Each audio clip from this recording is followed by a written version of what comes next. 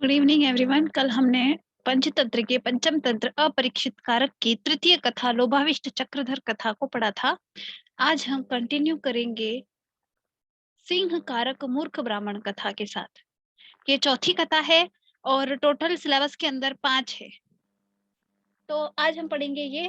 कल हमने लास्ट श्लोक मतलब हर कहानी का जो अंतिम श्लोक होता है वो अगली कहानी के बारे में एक सूचना देता है और उसी से अगली कहानी शुरू होती है। पंचतंत्र की कथाएं इसी तरह से लिखी गई है, एक कहानी से दूसरी कहानी की शुरुआत होती है। तो कल हमने जो लास्ट श्लोक पढ़ा था, वरम बुद्धि न सा विद्या विद्या या बुद्धिरुत्तमा बुद्धिहीना विनश्यन्ति यथा ते संहार का, यानी कि बुद्धि और अगर विद्या के अंदर कंपैरिजन किया जाए तो बुद्धि को उत्तम कहा गया है विद्या से। क्यों? क्योंकि बुद्धिहीन विनाश को प्राप्त होते हैं, जैसे सिंह कारक ब्राह्मण हुए थे। तो सिंह कारक मूर्ख ब्राह्मण कथा उसके बारे में बताती है कि कैसे हुए थे। तो ये कथा शुरू होती है इस प्रकार। कस्मिंश्चिद अधिष्ठाने, किसी एक स्थान पर, चत्वारो ब्राह्मण पुत्रा, 4 ब्राह्मण पुत्र। अगर मेरी वॉइस में कहीं भी कोई प्रॉब्लम आए तो प्लीज मुझे इन्फॉर्म करना। अगर मैं बोला हुआ ना सुन पाऊं तो प्लीज चैट में इन्फॉर्म कर देना या हैंड रेस कर देना, आई विल नोटिस। कस्मिंश्चिद अधिष्ठाने चत्वारो ब्राह्मण पुत्रा, 4 ब्राह्मण पुत्र यानी एक तरीके से ब्राह्मण नहीं हुए, परस्परम मित्र भावम उपगता वसंती स्म। पिछली कहानी में भी 4 ब्राह्मण पुत्र थे, इसमें भी 4 ब्राह्मण पुत्र हैं। यहाँ उन्हें ब्राह्मण कहा गया था और मित्र कहा गया। यहाँ ब्राह्मण पुत्र है और एक दूसरे के साथ वो मित्र है और एक ही स्थान पर रहते हैं। तेषाम त्रयः शास्त्र पारंगता परंतु बुद्धि रहिता, मतलब उनमें से जो 3 थे वो शास्त्र से में पारंगत थे, विद्यावान थे, लेकिन तीनों के तीनों बुद्धि से रहित थे, उनमें बुद्धि नहीं थी। एकस्तु बुद्धिमान केवलम शास्त्र परांगमुख, लेकिन एक जो था चौथा वाला वो बुद्धिमान तो था लेकिन शास्त्र से परांगमुख था, यानी शास्त्र विहीन था। परांगमुख मतलब किसी से मुंह फेरना होता है, उसे परांगमुख कहते हैं। तो शास्त्र से विहीन था, इसलिए इसको इस तरह से इस विशेष शब्द से दर्शाया गया है। तो कैसा है इनका मित्रमंडल? इनका मित्रमंडल है कि उनमें चारों में लोभ का बात बताई गई थी और धन विहीनता दिखाई गई थी। और यहाँ क्या है, 4 ब्राह्मण हैं, इन चारों में से 3 बुद्धिमान नहीं है लेकिन शास्त्रवान है, लेकिन एक है जो शास्त्रवान नहीं है लेकिन बुद्धिमान है। अथ तैः कदाचिन मित्रैर्मंत्रितम, अतली उन सब ने आपस में मंत्रणा करी। को गुणो विद्याया, इस बुद्धिया का क्या गुण है या क्या फल है। ये देशांतरम गत्वा, जिसको दूसरे देशों में जाकर भूपतिन पारितोष्या, दूसरे राजाओं से पारितोष्या यानी इनाम प्राप्त करके अर्थोपार्जना न क्रियते, अर्थ का उपार्जन न किया जाए। मतलब ऐसी सफल विद्या भी क्या सफल हो ना, जिससे दूसरे देशों में जा जाकर बिताकर राजाओं को दिखलाकर उससे अर्थोपार्जना पारितोषिक के रूप में प्राप्त न की जाए। तत्पूर्व देशम गच्छामः, इसलिए पूर्व देश की ओर उन्होंने गमन किया।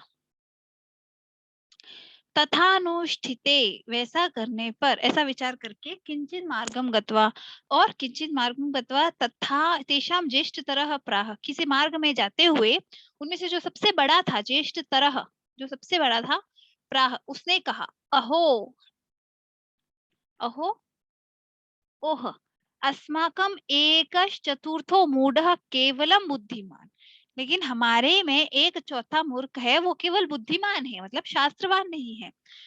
न च राज प्रतिग्रहो बुद्धिया लभ्यते विद्याम विना, तो विद्याम विना यानी विद्या के बिना, बुद्धिया लभ्यते बुद्धि को के साथ ही, मतलब विद्या के बिना होते हुए और सिर्फ बुद्धि को लेकर के राज प्रतिग्रह न च प्राप्त नहीं होता है।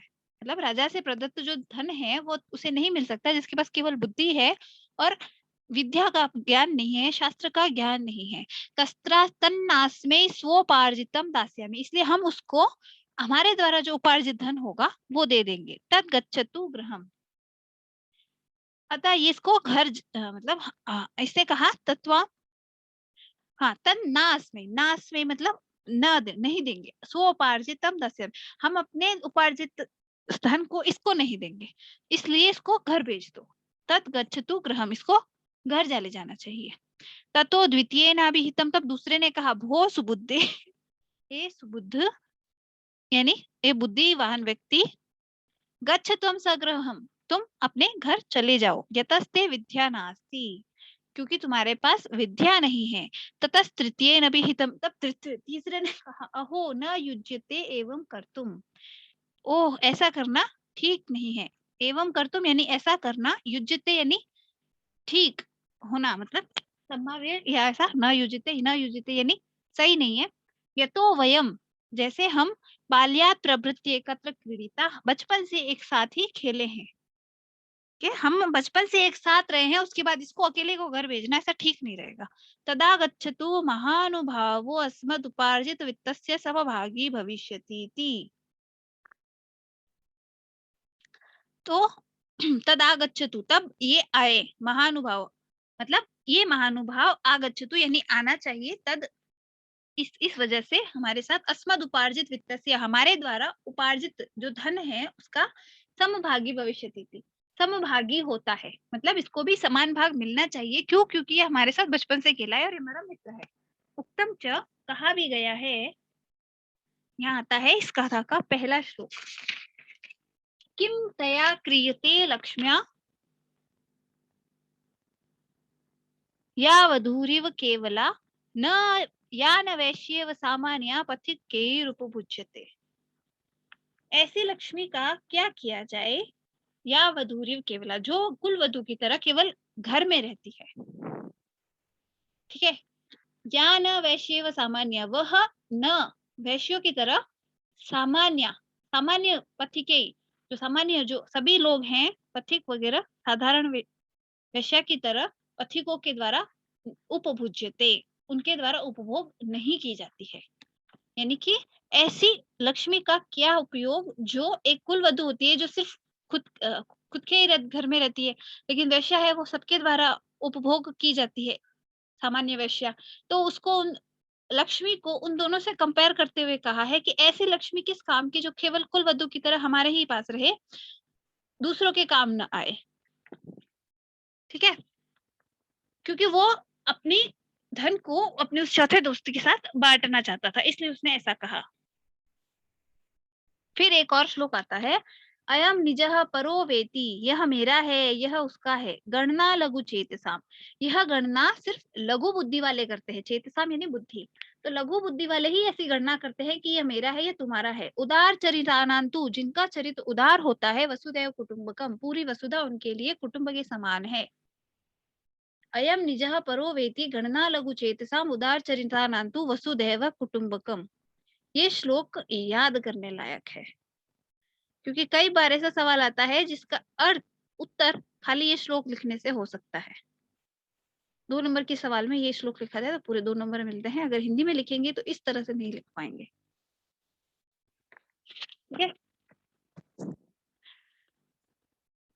बाकी ये एक वो है।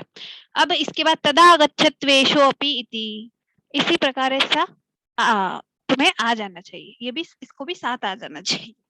इसके बाद तथानुशिष्टिते, इसका ऐसा सब कुछ कह के, तै मार्गैराश्रितैर अटव्याम कतिचिद अस्थिनि दृष्टानि, तो उन्होंने मार्ग में जाते हुए, तैर मार्गैराश्रितै अटव्याम, मार्ग आश्रित अटवी में, कतिचिद अस्थिनि दृष्टानि, किसी प्रकार की कुछ अस्थियां देखी। ततैश्चेके नाभिहितम, उनमें से एक ने कहा, अहो अद्य विद्या प्रत्यय क्रियते, यहाँ विद्या का उपयोग करना चाहिए या उसकी परीक्षा करनी चाहिए। किंचिदेत सत्सत्व मृतम तिष्ठति, यहाँ कोई सत्वम यानी कोई प्राणी, मृतम मृत ये पड़ा है, यहाँ कोई एक प्राणी मृत पड़ा है। तद विद्या प्रभावे, उस विद्या के प्रभाव से जीवन सहितम कुर्मः, उसको जीवित कर देते हैं। अहम अस्थि संचयम करोमि, तो पहला वाला जो था उसने कहा कि हाँ ये कोई जानवर पड़ा है तो इसके ऊपर अपनी विद्या का परीक्षण करते हैं, इसलिए उसको जीवित कर देते हैं हमारी विद्या के प्रभाव से। इसलिए उसने सबसे पहले उसने कहा मैं अस्थि संचय करूंगा, और ततश्च उसने तेनोत्सुक्याद् अस्थि संचयः कृतः, उसने उत्सुकता से अस्थियों का संचय करा, जो जो हड्डियां इधर उधर बिखरी हुई थी उन सबको मिला के जोड़ा। द्वितीयेन चर्म मांस रुधिरम संयोजितम, दूसरे ने चर्म मांस और रुधिर का संयोजन करके उसका शरीर बना दिया। पहले ने तो सिर्फ हड्डियां जोड़ी थी, दूसरे ने उसमें चर्म मांस और रुधिर का संयोजन करके शरीर का पूरा नियोजन कर दिया। तृतीय अपि यावत जीवन संचारयति, दूसरा तीसरा भी उसमें जीवन का संचार करने वाला था। तावत सुबुद्धिना निषिद्धः, तब उस सुबुद्धि ने उनको रोक दिया। भो तिष्ठतु भवान, रुको तुम सभी। एष सिंहो निष्पाद्यते, यह एक शेर है। यद्येनम जी से जीवम करिष्यसि, अगर इसको यदि एनम यद्येनम यदि इसे सजीवम जीवित किया गया, करिष्यसि अगर इसे जीवित करोगे, तथा सर्वान अपि व्यापादयिष्यति, तो ये सभी को मार डालेगा। व्यापादयिष्यति हमें सबको हानि पहुंचाएगा या मार डालेगा, ठीक है। फिर इति ऐसा तेना विहितः सः, तो उन सभी ने कहा धिंग मूर्ख, हे मूर्ख, धिक्कार है मूर्ख, ना हम विद्यायां विफलताम करोमि, हम इस विद्या का विफलता या निष्फलता नहीं करेंगे, हम अपनी विद्या को निष्फल नहीं होने देंगे। ततस्तेना विहितम, इसके बाद उन्होंने कहा तर्हि प्रक्षिस्व क्षणम यावदहम वृक्षम आरोहामि, तो वो जो चौथा था उसने कहा तो फिर रुको एक मिनट, मैं पहले किसी पेड़ पे चढ़ जाना चाहूंगा, ठीक है। तान अनुष्ठिते, ये सब कहकर यावत सजीवः कृतास्तावते त्रयोपि सिंहेनोत्थाय व्यापादिता, तो ऐसा करने पे तो वो पेड़ पे चढ़ गया, और वो जो तीनों थे उन्होंने उसमें जो तीसरा था उसने उसमें प्राणों का संचार किया, तो शेर उठा और उन्हें तीनों को मार दिया। स च पुनर्वृक्षाद, और शेर चला गया। तो स च पुनर्वृक्षाद, वह फिर पुनः वृक्ष से उतरकर गृहम गतः, घर गया। अतो हम रवीमि, इसलिए मैं कहता हूँ, वरम बुद्धि न सा विद्या, विद्या या बुद्धिरुत्तमा, बुद्धिहीना विनश्यन्ति यथा ते सिंहकार का, यानी वरम बुद्धि न सा विद्या, विद्या से ज्यादा बुद्धि वर है यानी प्रवर है। विद्या या बुद्धिरुत्तमा, विद्या से बुद्धि उत्तम है। बुद्धिहीना विनश्यन्ति, बुद्धिहीनों का विनाश होता है। यथा ते सिंहकार का, जैसे कि सिंह को बनाने वाले सिंह कारक ब्राह्मणों का हुआ। इसके बाद लिखा है अतः परम उक्तम च सुवर्ण सिद्धिना, तो इस पर सुवर्ण सिद्धि ने कहा, ठीक है। तो एक्चुअल में हुआ यूं था कि जब लोभाविष्ट चक्रधर के पास में उसका जो तीसरा मित्र है जिसकी स्वर्ण सिद्ध हुआ था, पहले को ताम्र सिद्ध हुआ था तो ताम्र लेके चला गया, दूसरे को चांदी सिद्ध हुई थी तो चांदी लेके चला गया, तीसरे को सुवर्ण की सिद्धि हुई तो उसने कहा ये लेके चलते हैं, तो चौथा उस बोला कि नहीं मैं आगे जाऊंगा, तो वो वहीं उसका इंतजार करने लगा। जब वो काफी देर तक नहीं आया तो उसके पीछे गया और उसने देखा कि उसके सिर पे चक्र है और वो खून से लथपथ है, तो उसने उससे पूछा, तो उसने कहा कि भाई ऐसा हुआ मेरे साथ। उसने जब पूरा वृत्तांत सुनाया तो उसने बोला कि बुद्धि ही श्रेष्ठ है विद्या से ज्यादा, और उसने ये कथा सुनाई और कहा कि बुद्धि से विद्या से बुद्धि श्रेष्ठ है। उसकी इस बात पर सुवर्ण सिद्धि ने और कहा अपि शास्त्रेषु कुशला लोकाचार विवर्जिता सर्वे ते हासिताम यान्ति यथा ते मूर्ख पंडिता, यानी अपि शास्त्रेषु कुशला, यानी शास्त्र का कुशल होते हुए भी लोकाचार विवर्जिता, जिसको लोकाचार नहीं पता है, लोकाचार से विवर्जित है, सर्वे ते हासिताम यान्ति, उनको भी हासिता यानी हास्य के पात्र बनते हैं, जैसे कि मूर्ख पंडित बने। तो मूर्ख पंडित कैसे बने? तो चक्रधर आहत, चक्रधर ने पूछा कथम एतत्, सो अब्रवीत, तो उसने पूछा ये कैसे होता है, तो उस दूसरा जो सुवर्ण सिद्धि था उसने अगली कथा को बताया, और वो क्या है? मूर्ख पंडित कथा। मूर्ख पंडित कथा।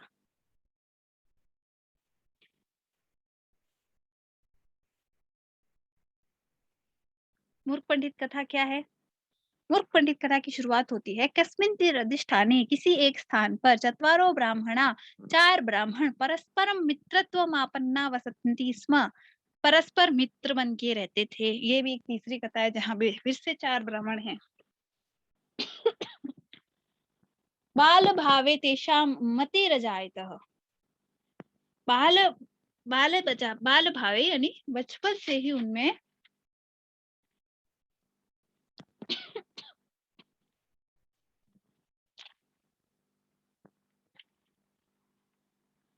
बाल भाव यानी बचपन में उनमें एक बार ऐसे मंत्रणा हुई, वो हो देशांतरम गत्वा, दूसरे देश में जाते हैं, विद्यायाम उपार्जनम चेते, और विद्या का उपार्जन करते हैं।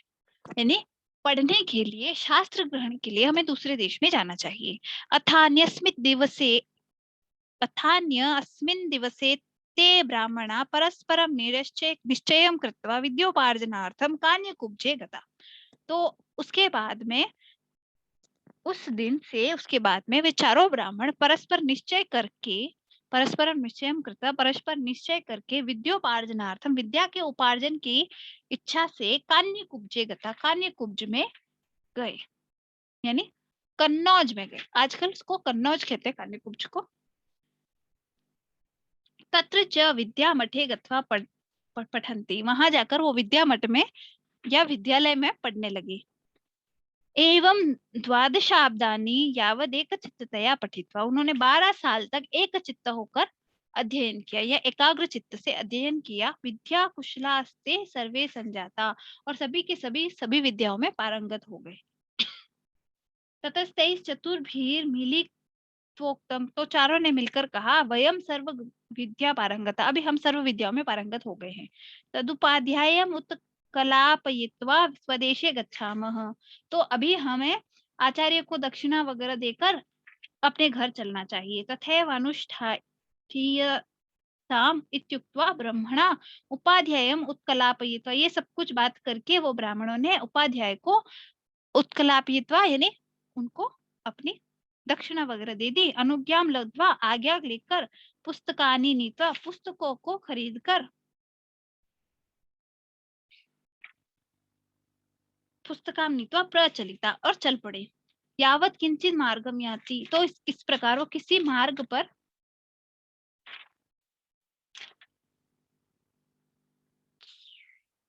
ऐसे पहुंचे, तावत जहाँ पर दो पंथानो समाया, तो दो रास्ते मिल रहे थे। यानी एक होता है, एक रास्ता सीधा सीधा जा रहा होता है इस तरह से, और वहां से ऐसे दो मार्ग हो जाते हैं। तो ये चारों इस तरफ से जा रहे थे और यहाँ से दो मार्ग हो गए। दृष्टवा उपविष्टा सर्वे, तो वहां वो सारे चारों खड़े वहीं बैठ गए, चारों के चारों बैठ गए। तत्रेका प्रवास, पहले ने कहा, केन मार्गेण गच्छामः, किस मार्ग की ओर जाना चाहिए। तो एतस्मिन् समये तस्मिन् पत्तने कश्चित् वणिक पुत्रो मृतः, वो तो उनमें से उसी समय क्या हुआ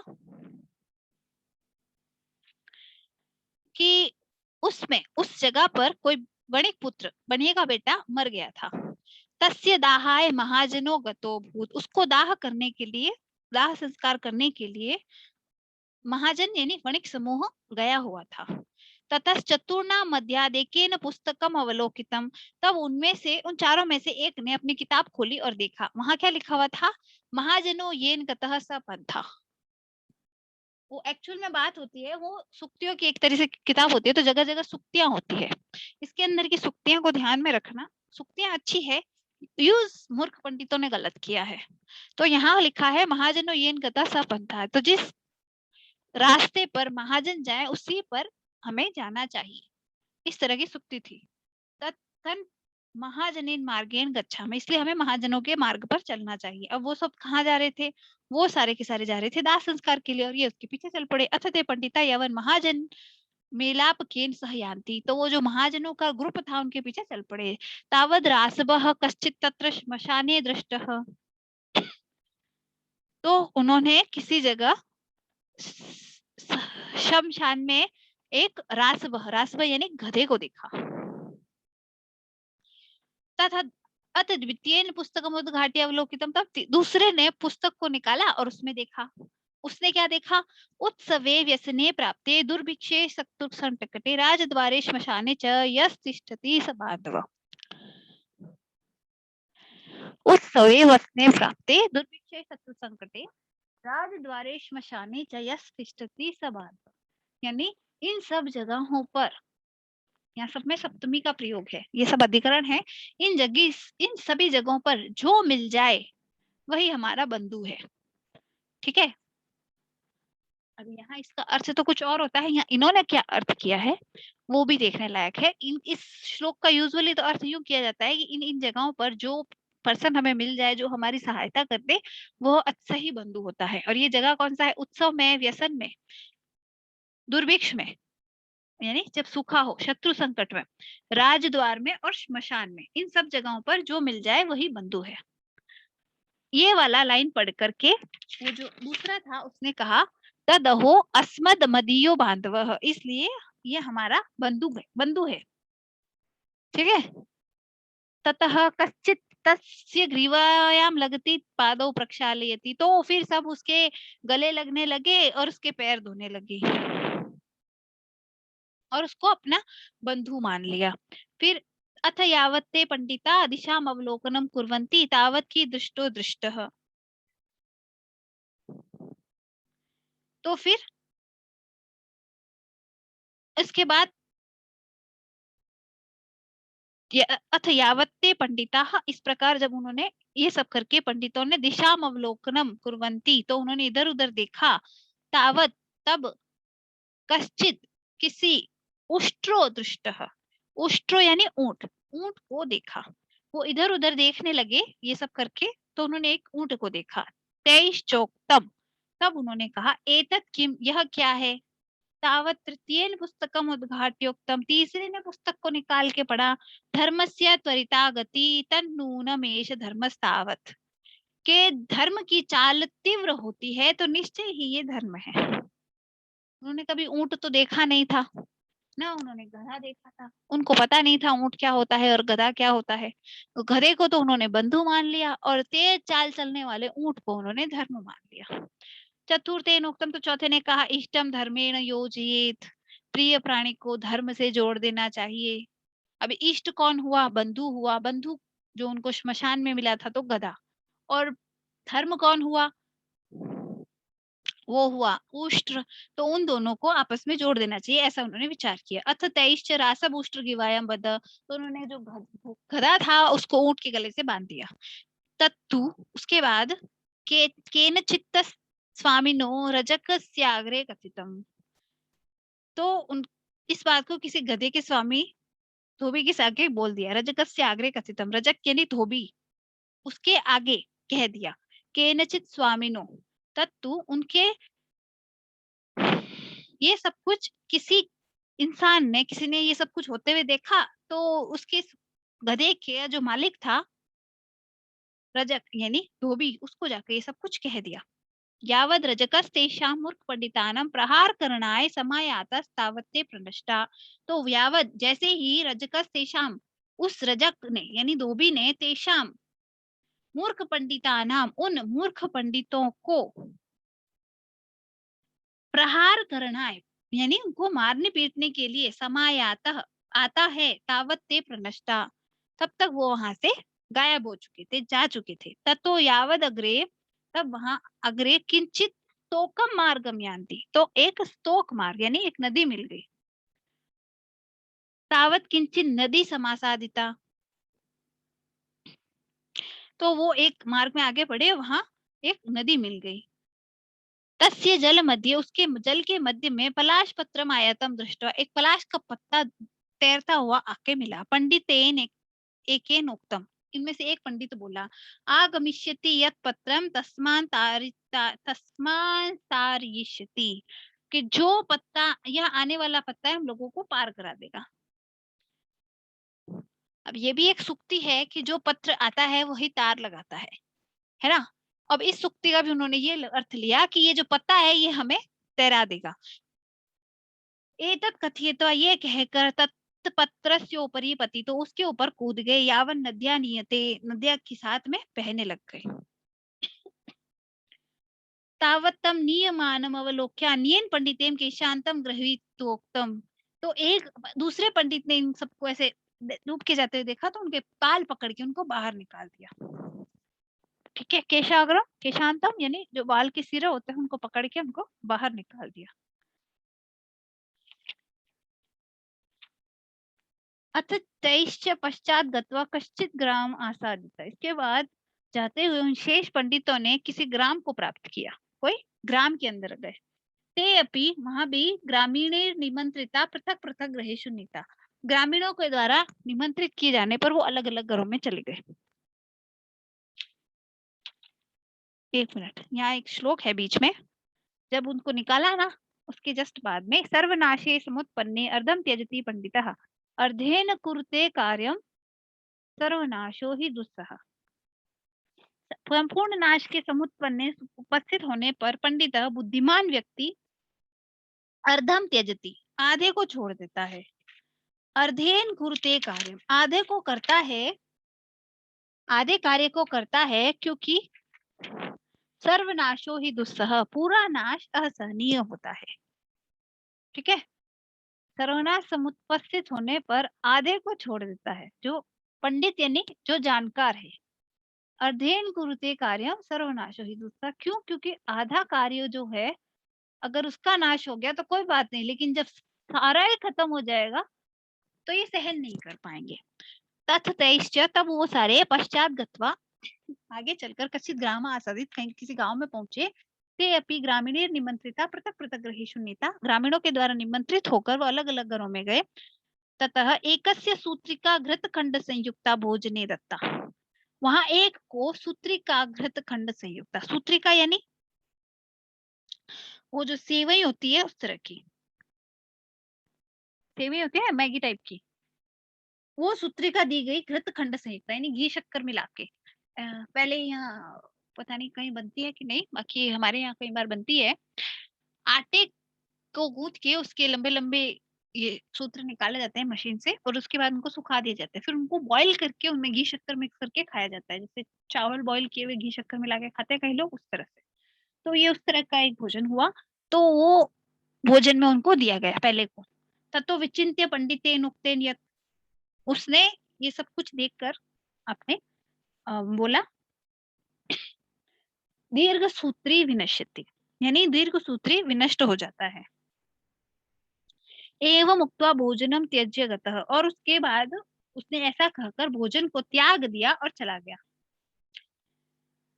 तथा द्वितीय से मंडका दत्ता, दूसरे को भोजन के लिए मंड दिया था, मंड दिया गया था। तेन अप्युक्तम, उसने भी कहा, अति विस्तार विस्तीर्णम तद भवे न चिरायुषम, बहुत दूर तक फैला हुआ दीर्घ जीवनदायी नहीं होता। अब इस चीज को उसने उस भोजन से जोड़ लिया और उसने भी क्या किया, सच भोजनम त्यक्त्वा गतः, उसने भी भोजन छोड़ के वहां से रवाना हो गया।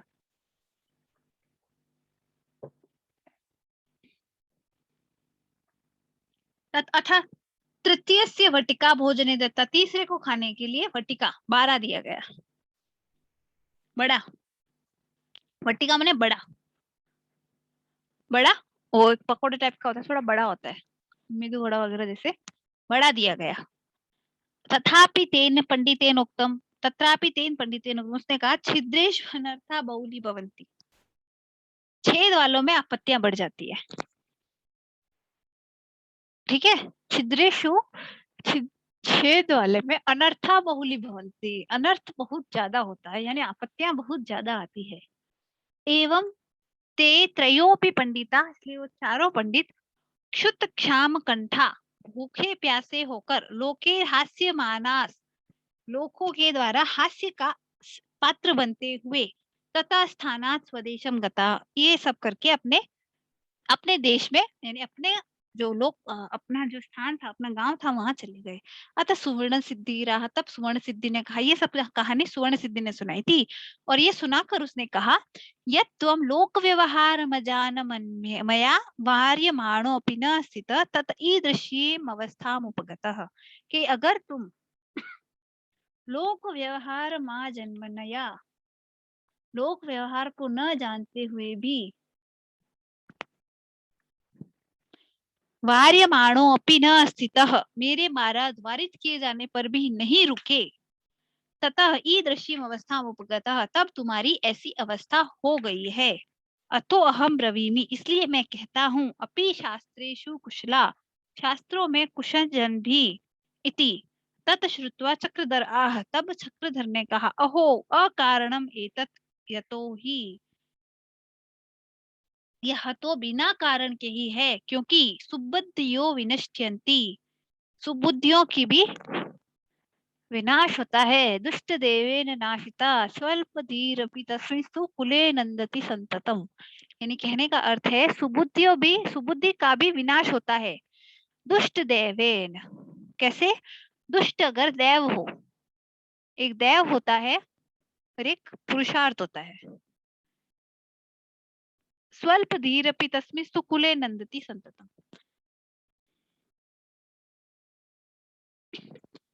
और वहीं अगर कुल में भाग्य का साथ हो, स्वल्प धीरपि, जिसकी बुद्धि कम है, वह भी अगर उसका भाग्य में साथ हो तो हमेशा सतत कुल का आनंद प्राप्त करता है, मतलब हमेशा जीवन में रहता है।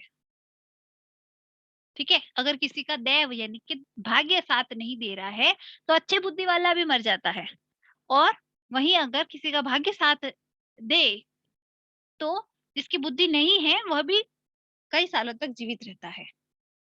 फिर है अरक्षितम तिष्ठति दैव रक्षितम सुरक्षितम दैव हतम विनश्यति। अरक्षितम तिष्ठति दैव रक्षितम, सुरक्षित देव हतम विनश्यति।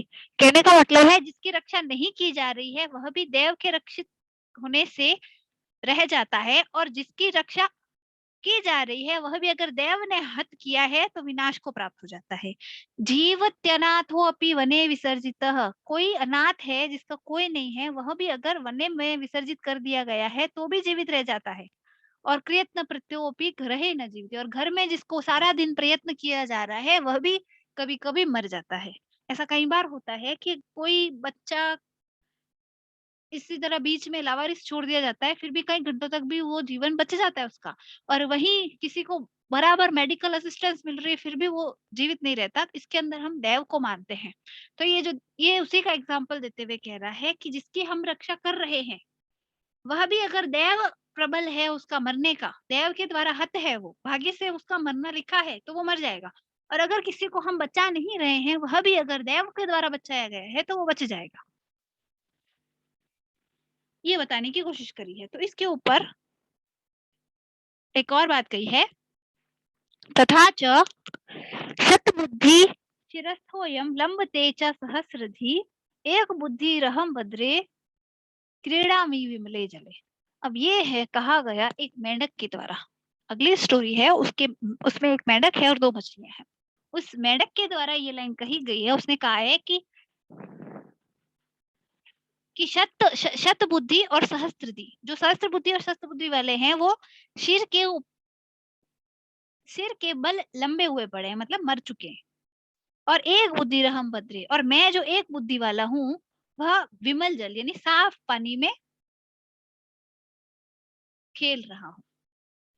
अब ये जो अगली स्टोरी है वो सहस्त्र बुद्धि और सहस्त्र बुद्धि, दो तरह की मछलियां होती है, और एक मेंढक भी उसी तालाब में रहता है। और फिर उनको पता चलता है कि बारिश नहीं होगी, तालाब सूख जाएगा, तो वो बोले कि हमें अपनी 100 बुद्धि से और मैं अपनी 1000 बुद्धि से, हाँ वो एक बार वो मछुआरा आता है शाम को तालाब के किनारे और वो बोलता है कि मैं मछलियां पकड़ूंगा। तो सहस्त्र बुद्धि और शत बुद्धि बोलते हैं कि हम अपनी इतनी इतनी बुद्धियों से इतना इतना तैर सकते हैं और हम उससे जाल से बच निकलेंगे। और वो बोलता है कि भाई मेरी तो एक ही बुद्धि है और मेरे को तो एक ही तरीका आता है बच के निकलने का। और वो अपने अपने तरीके से छुप जाता है, बाहर निकल के चला जाता है। और इधर ये दोनों अपनी सत बुद्धि और सहस्त्र बुद्धि के द्वारा बात करते हैं, और शाम को जब अगले दिन जब मछुआरा आता है जाल डालता है तो फंस जाते हैं दोनों। कितनी चालें चलते हैं तो भी फंस जाते हैं, तो वो दोनों मर जाते हैं। तो इसी वजह से वो बाद में वो जब मछुआरा चला जाता है तो मेंढक पानी में आके ये लाइन बोलता है कि शत बुद्धि शिरस्थोयम लंबते च सहस्रति एक बुद्धि रहम भद्रे क्रीड़ा में विमले जले, कि शत बुद्धि और सहस्त्र बुद्धि तो वो लंबवत हुए पड़े हैं और मैं एक बुद्धि इस निर्मल जल में क्रीड़ा कर रहा हूँ। क्योंकि अगर वो एक बुद्धि भी काम आती हो तो कार्य की है, वहां 100 बुद्धियां और 1000 बुद्धियां भी कम पड़ जाती हैं। तो ये इस कहानी का शॉर्ट में बताने का रीजन ये था ताकि ये श्लोक समझ में आए। और ये श्लोक यूँ तो अगली कहानी के बारे में है, लेकिन इसे इसमें पढ़ा जाता है इसलिए इसके बारे में बता रही हूँ। इसी तरह से ये 5 कहानियाँ अपरीक्षित कारक के हम संपूर्ण कर चुके हैं।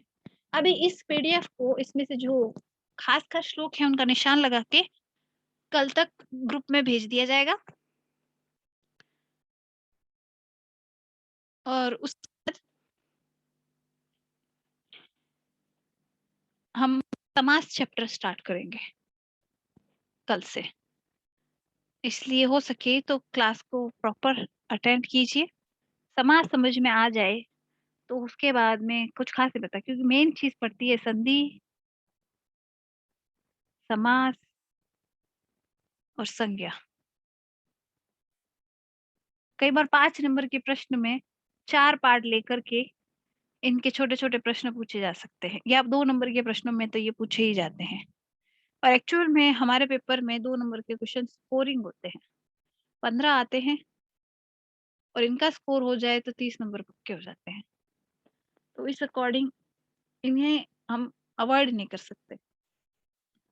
पंचतंत्र से 2 नंबर के प्रश्न किस प्रकार के आएँगे उस बारे में मैं काफ़ी तो मैंने कहानी पढ़ाते-पढ़ाते बता दिया कि किस तरह के प्रश्न पूछे जाते हैं।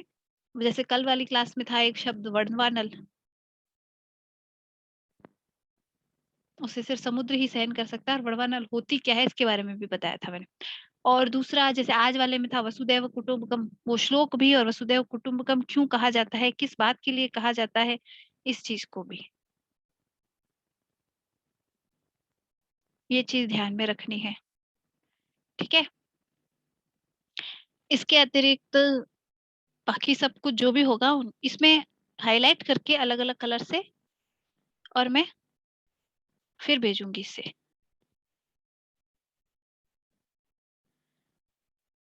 ठीक है? तो इससे क्या है कि पता चल जाएगा कौन से इम्पोर्टेंट है, याद करने के हिसाब से, रिमेंबर करने के हिसाब से कौन-कौन से है, और कौन से इम्पोर्टेंट है, किसके हिसाब से, व्याख्या करने के हिसाब से।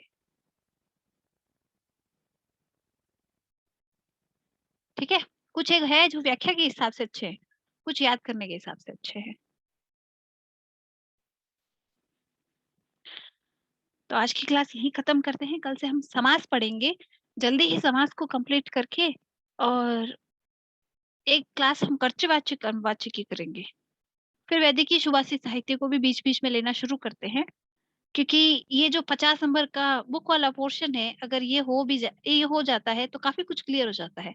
व्याकरण के 1-2 टॉपिक छूट भी जाए तो कुछ नहीं, लेकिन ये 50 नंबर पूरे होने चाहिए। इसलिए समास के साथ-साथ वैदिकीय को लेते हुए चलेंगे, और समास के बाद हम कर्तृवाच्य, कर्मवाच्य, भाववाच्य के बारे में 1-2 क्लास करेंगे। उन्हें अच्छी तरह समझ लेना। उन्हें कोशिश करो तो लाइव क्लास में समझने की कोशिश करना। मैं जब क्लास की लिंक भेजूँगी तो बता दूँगी किस क्लास में मैं वो टॉपिक ले रही हूँ। वो इसलिए कि ये ऐसे वाच्य हैं, वाच्य प्रयोग हैं, जो अगर समझ में नहीं आए तो लाइव क्लास में क्या है, आप हाथों-हाथ प्रश्न पूछ सकते हैं। और मैं दोबारा बता दूँगी कहाँ दिक्कत आ रही है, ये सब कुछ, वो ईज़ी रह जाता है इसलिए। तो प्लीज़ कोशिश करना कि उस टाइम वो वाला जो क्लास है वो प्रॉपर लें, क्योंकि वो प्रॉपर समझने की चीज़ है। वो अगर समझ में आ जाती है तो आप सेंटेंस को समझना शुरू कर देते हैं और अनुवाद में आसानी रहती है। अनुवाद और अ, करेक्ट करने में, अशुद्धि निवारण में। ठीक है, आज की क्लास यहीं खत्म करते हैं। Good night.